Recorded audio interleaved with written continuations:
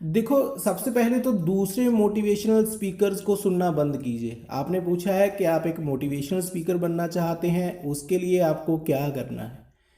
तो सबसे पहला पॉइंट है, दूसरे मोटिवेशनल स्पीकर्स को सुनना बंद करो। अक्सर बहुत से लोग क्या करते हैं, वो किसी दूसरे को सुनकर मोटिवेशनल स्पीकर बनने का सपना देख लेते हैं। उनको लगता है कि अगर दूसरे बोल सकते हैं तो मैं भी बोल सकता हूँ।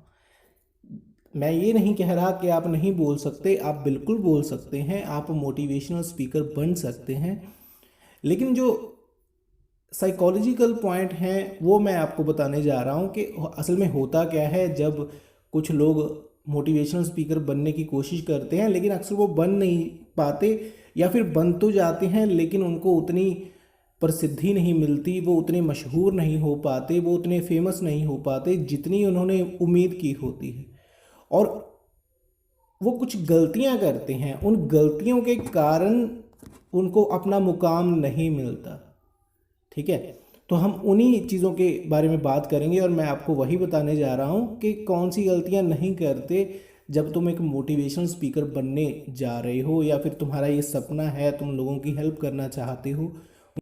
तो पहला पॉइंट ये है कि दूसरे मोटिवेशनल स्पीकर्स को सुनना बंद करो। होता क्या है, जब तुम दूसरे मोटिवेशनल स्पीकर्स को सुनते हो तो उनकी बातें तुम्हारे अंदर आ जाती हैं, उनकी थिंकिंग तुम्हारे अंदर आ जाती है, उनकी विचारधारा तुम्हारे अंदर आ जाती है। तुम वैसे ही सोचने लगते हो, वैसे ही बोलने लगते हो। मतलब एक तरह के तुम कॉपी कैट बन जाते हो। तुम्हारी अपनी ओरिजिनल जो इमेज होती है, ओरिजिनल पर्सनैलिटी होती है, असलियत जो तुम्हारी होती है, जो कुछ नया आ सकता था, वो आना बंद हो जाता है, क्योंकि तुम दूसरों को सुनकर बोल रहे हो। ये बड़ी अजीब बात है, और अजीब नहीं, ये एक फैक्ट है कि जब तुम किसी दूसरे को सुनते हो, किसी दूसरे मोटिवेशनल स्पीकर को सुनते हो या किसी को भी सुनते हो, उसका प्रभाव तुम्हारे ऊपर पड़ता है और तुम फिर उसी के जैसे बनने लगते हो या फिर उसी की तरह बोलने लगते हो। तो सबसे पहले तो दूसरे मोटिवेशनल स्पीकर्स को सुनना बंद करो। अगर तुम मोटिवेशनल स्पीकर सच में बनना चाहते हो, फिर ही तुम्हें पता चलेगा कि तुम्हें कैसे बोलना है, तुम्हारा अंदाज कैसा होना चाहिए, तुम्हारा स्टाइल कैसा होना चाहिए, तुम्हारी इमेज कैसी होनी चाहिए, और तुम्हें कैसा बनना है, तुम्हें लोगों के अंदर अपनी कौन सी पहचान बनानी है। ओरिजिनल यही होता है कि तुम किसी की हेल्प नहीं ले रहे। तुम्हें बस इतना पता है कि मोटिवेशनल स्पीकर का काम क्या है, वही काफ़ी है। उसके आगे खुद अपने अंदर नई क्वालिटीज़ को डेवलप करना बहुत ज़रूरी होता है अगर आप एक मशहूर मोटिवेशनल स्पीकर बनना चाहते हैं। दूसरा है, शुरुआती दौर में किताबें मत पढ़ो, आम लोगों को देखकर सीखो। बहुत से बच्चे क्या करते हैं, जो मोटिवेशनल स्पीकर बनना चाहते हैं, वो किताबों में घुस जाते हैं, किताबें पढ़ते रहते हैं और किताबें ही उनके अंदर उतर जाती हैं, और फिर वो किताब के हिसाब से ही चलते हैं, वैसे ही बोलते हैं। मतलब उनकी भाषा एक मशीनी लैंग्वेज की तरफ हो जाती है। वो लोगों की भावनाओं को समझ नहीं पाते, वो किताब की तरह ही बोलने लगते हैं। बुक्स मत पढ़ो, आम लोगों को देखकर सीखो। स्कूल के बच्चों से, जो स्कूल के बच्चे होते हैं, छोटे बच्चे होते हैं, आपके आस पड़ोस में होते हैं, उनकी प्रॉब्लम्स को सुनो, उनको सल्यूशन दो। फिर उनके ऊपर अपने प्रभाव को चेक करो कि वो असल में कैसे रिएक्ट करते हैं जब तुम उनको अपनी उनकी प्रॉब्लम का सल्यूशन बताते हो। दूसरे, अगर तुम कॉलेज में हो, तुम्हारे साथ तुम्हारे दोस्त होंगे, वहाँ पर स्टूडेंट्स होंगे, उनको देखकर सीखो। उनका नेचर क्या है, वो किन चीज़ों पर ध्यान देते हैं, किन बातों पर ध्यान देते हैं, कैसे कपड़े पहनते हैं, कैसे चलते हैं, कौन सी उनकी आदतें हैं, कौन सी अच्छी आदतें हो सकती हैं, कौन सी खराब हो सकती हैं। अपने दोस्तों से सीखो, तुम्हारे दोस्तों की आदतें कैसी हैं, क्या हैं। शुरुआती दौर में किताबें मत पढ़ो, किताबों से शुरुआती दौर में दूर रहो, जब तुम सिर्फ मोटिवेशनल स्पीकर बनने की यात्रा अभी शुरू ही कर रहे हो। ठीक है, जब तुम शुरुआती दौर में किताबें पढ़ते हो तो क्या होता है कि तुम्हें ज़्यादा सोचने की आदत पड़ जाती है। किताबें पढ़ने के कारण फिर तुम स्टेज के ऊपर जाकर बोल नहीं पाओगे, तुम सोचते ही रहोगे, बोल नहीं पाओगे। बोलना तो तभी होगा अगर तुम स्कूल के बच्चों के साथ बोलोगे, कॉलेज के अपने दोस्तों के साथ बोलोगे, या जो आपके घर के आसपास आपके दोस्त हैं उनके साथ बोलोगे, वहीं से तुम्हें पता चलेगा कि एक आम इंसान कैसे सोचता है और उसको क्या सुनना अच्छा लगता है। किताबों में सिर्फ अच्छा अच्छा ही होता है, उसमें सिर्फ बहुत अच्छी अच्छी बातें होती हैं जो पढ़ने में बड़ी अच्छी लगती हैं, लेकिन आम जिंदगी से उनका कोई वास्ता नहीं होता। ठीक है, किताबें तब पढ़नी चाहिए जब आपकी एक इमेज बन जाती है, जब आप मशहूर हो जाते हो, जब आपको नए विचार चाहिए होते हैं। ओके, चलो उसके बाद अपने नाम की पहचान बनाओ। तीसरा पॉइंट है अपने नाम की पहचान बनाओ, ना कि ये कि तुम एक मोटिवेशनल स्पीकर हो। जब लोग किसी को सुनना चाहें तो उनके दिमाग में तुम्हारे बोले हुए शब्द गूंजने चाहिए। इसी को इसको कहते हैं अपने नाम की पहचान बनाना। नाम की पहचान बनाने का मतलब ये है कि अगर तुम्हारी मोटिवेशनल स्पीकिंग में दम होगा तो जब भी लोग किसी मोटिवेशनल स्पीकर का नाम सुनेंगे या फिर किसी और को बोलता हुआ सुनेंगे तो तुम्हारा नाम उनके दिमाग में आएगा, वो तुम्हें सुनना चाहेंगे। और वो तभी होगा अगर तुम्हारी एक अलग इमेज होगी, अलग स्टाइल होगा, अलग स्टैंडर्ड होगा, तुम्हारे शब्द अलग होंगे और तुम्हारे लोगों को समझाने का तरीका अलग होगा।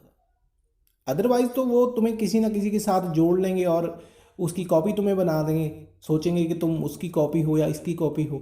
ये ऐसे लोग होते हैं। ठीक है, मैं ये नहीं कह रहा कि ये चीज़ गलत है या सही है, गलत सही ये फैसला तुम्हें करना है, लेकिन मैं तुम्हें एक पॉइंट बता रहा हूँ कि अपने नाम की पहचान बनाओ, ना कि एक मोटिवेशनल स्पीकर की। जब लोग अपनी प्रॉब्लम का सल्यूशंस चाहें तो वो तुम्हारे नाम को याद करें, ना कि ये कि तुम एक मोटिवेशनल स्पीकर हो। ओके, उसके बाद है फोर्थ पॉइंट, लोग मोटिवेशनल स्पीकर्स को इसलिए सुनना चाहते हैं क्योंकि वो खुद का सामना करना चाहते हैं, इसलिए नहीं कि उनको कोई उम्मीद चाहिए होती है। उम्मीद देने के लिए उनके पास उनके दोस्त होते हैं। बहुत से मोटिवेशनल स्पीकर्स को क्या लगता है कि लोगों को उम्मीद चाहिए, आशा चाहिए। वो निराश हुए लोग हैं, वो नेगेटिव लोग हैं, वो अपनी ज़िंदगी में कुछ कर नहीं पा रहे, इसीलिए उनको सुन रहे हैं। लेकिन ये एक गलत विचार है और इस गलत विचार के कारण ही बहुत से जो मोटिवेशनल स्पीकर होते हैं वो एक ही चीज़ के ऊपर ध्यान देते हैं, confidence confidence confidence confidence confidence.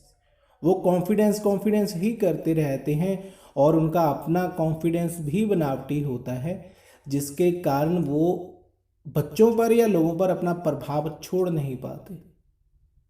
तो इस बात का हमेशा ख्याल रखो, लोग मोटिवेशनल स्पीकर को इसलिए सुनना चाहते हैं क्योंकि वो खुद का सामना करना चाहते हैं। वो उम्मीद लेने के लिए वहाँ पर नहीं जाते, वो अपने सल्यूशन खुद खोजना चाहते हैं, इसलिए जाते हैं। वो सिर्फ मोटिवेशनल स्पीकर को देख रहे होते हैं, उसको सुन रहे होते हैं और उसको एंजॉय कर रहे होते हैं। कुछ लोग ऐसे भी होते हैं जो टाइम पास कर रहे होते हैं। ठीक है, तो इस बात का हमेशा ख्याल रखो, उम्मीद मत दो किसी को। अगर तुम किसी को उम्मीद दोगे तो वो तुम्हारे साथ इमोशनली कनेक्टेड हो जाएगा, तुम्हारे शब्द उसे याद नहीं रहेंगे। अगर तुम चाहते हो कि तुम्हारे शब्द उसे याद रहें तो इमोशनल कॉन्टेक्ट बनाने की कोशिश मत करो। ऐसे बोलो कि लोग खुद ही अपना सल्यूशन खोजें तुम्हारी बातों में से ही उनको अपना सल्यूशन मिल जाए। ये नहीं होना चाहिए कि तुम उनका सल्यूशन करने की कोशिश कर रहे हो, तुम खुद ही सोच सोच कर पागल हुए जा रहे हो। उसके बाद पांचवा पॉइंट, फिफ्थ पॉइंट ये है कि शब्दों की ताकत को समझना बड़ा ज़रूरी है। जब तुम मोटिवेशनल स्पीकर बनने जा रहे हो या फिर बनने की कोशिश कर रहे हो या तुम्हारा ये शुरुआती दौर है, शब्दों की ताकत को समझो। इमेज एक बहुत बड़ी चीज़ है। जब इमेज बन जाती है तो चाहे तुम कोई गलती भी करते हो, कुछ भी होता है, लोग उसको नज़रअंदाज कर देते हैं, लोग उसकी तरफ ध्यान नहीं देते। लेकिन जब तुम शुरुआती दौर में होते हो, तुम अपनी इमेज बनाने की कोशिश कर रहे होते हो, तब जो पहले नंबर पर मैंने आपको पॉइंट बताया है वो काम आता है। शब्दों की ताकत को समझो। अगर तुम शब्दों की ताकत को समझना चाहते हो तो पहले इंसान के दिल और दिमाग को समझो।